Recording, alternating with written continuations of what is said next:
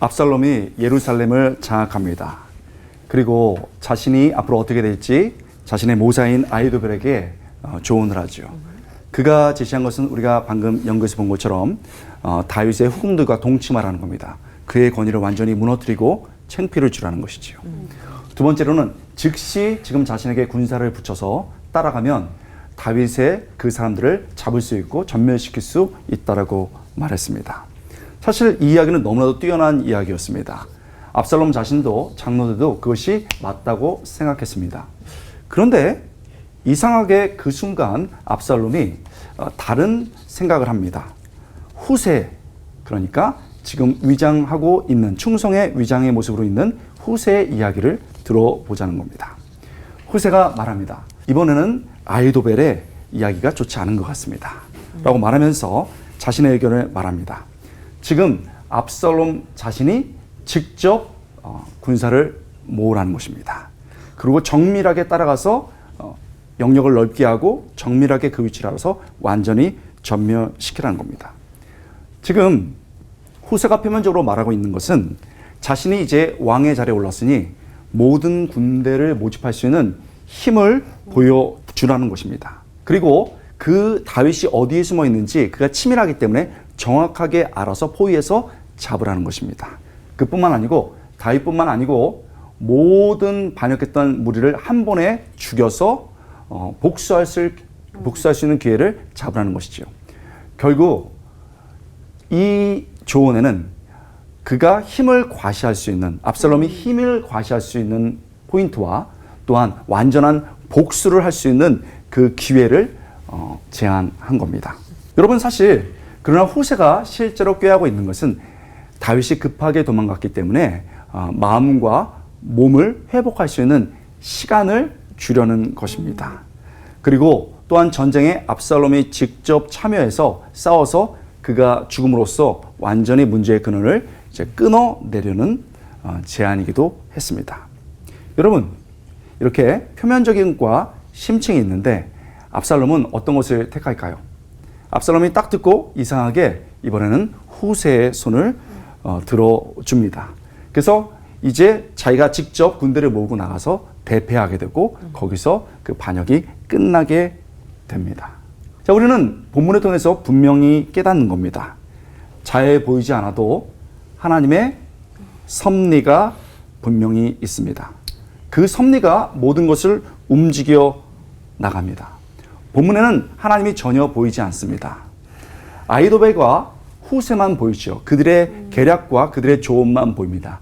그러나 그 너머 영적인 눈을 보면 하나님의 손이 움직이고 하나님의 손에서 섭리가 나오는 것을 알게 됩니다. 결국 후세의 계략이 선택됐습니다. 그러나 이것은 분명히 성경에서 말하는 바 인간에 의한 것이 아니고 하나님께서 그렇게 하신 겁니다. 14절, 압살롬과 온 이스라엘 사람들이 이르되 아렉 사람 후세의 계략은 아히도벨의 계략보다 낫다 하니 이는 이유가 나옵니다. 여호와께서 뭐라고요? 여호와께서 압살롬에게 화를 내리려 하사 아히도벨의 좋은 계략을 물리치고 라고 명령하였더라. 분명히 하나님이 주어로 하나님 모든 것을 이끌어 간다고 성경은 말하고 있는 겁니다. 사실 압살롬이 패하도록 하나님께서 후세의 계획이 택하도록 섭리하신 겁니다. 사실 압살롬은 처음에 후세를 믿지 않았습니다. 그래서 전략회의도 참가하게 하지 않았습니다. 근데 갑자기 후세의 이야기도 들어봐야 되겠다라고 말을 한 거죠. 거기서부터 모든 것들이 바뀐 것입니다. 딱 이것이 이번에 내가 힘을 과시할 수 있는 순간이야.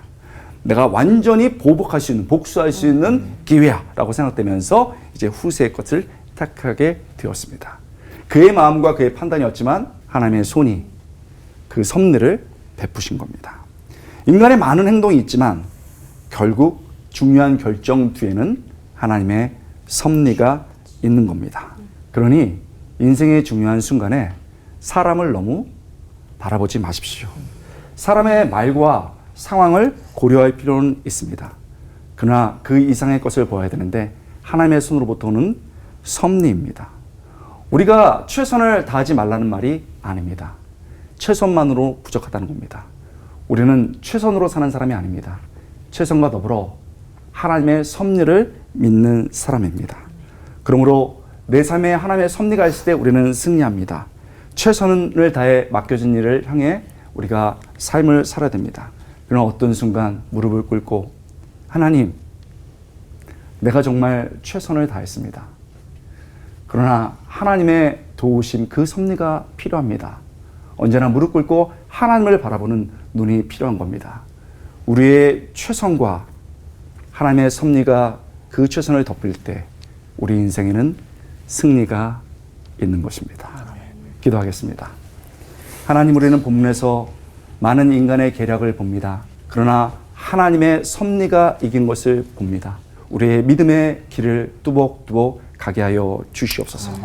감사드리고 예수님의 이름으로 간절히 기도드리옵나이다. 아멘. 아멘. 하나님의 섭리에 맞지 않으면 뭐 정말 다 이루어졌다고 생각해도 이루어질 수 없구나라는 걸 또 보게 되고 하는 그런 장면이 아닌가 싶습니다. 그래서 성경을 보면은 하나님께서 구체적으로 이렇게 노골적으로 개입하실 때가 있고 또 어떤 때는 좀 이렇게 지켜보시는 것 같은 그런 장면이 있는데 이번 사건처럼 하나님께서 직접적으로 이런 개입하실 때는 또 언제일지 그런 부분들에 대해서 목사님 한번 말씀해 주십시오. 하나님의 섭리라는 말은 굉장히 큰 단어예요. 그래서 아닌 것부터 얘기하면은 제가 이제 학부 때 한참 종교 철학 뭐 신학에 심취했어가지고 있는데 모든 것이 하나님의 섭리 안에 있다. 그래가지고 화장실에 들어가다 머리를 부딪혔어요. 꽝 부딪혔거든요. 하나님 어떤 하나님의 섭리입니까? 그랬더니 그건 아니고 네 부주의 때문에 이렇게 했거든요. 그러면서 제가 이제 그 단어를 굉장히 God's providence, 하나님의 섭리를 이제 공부를 하는데 하나님의 섭리라고 말할 때는 두 가지가 의미 있죠. 하나님이 이끌어 가신다, 하나님이 준비하신다. 이 두 의미가 있습니다.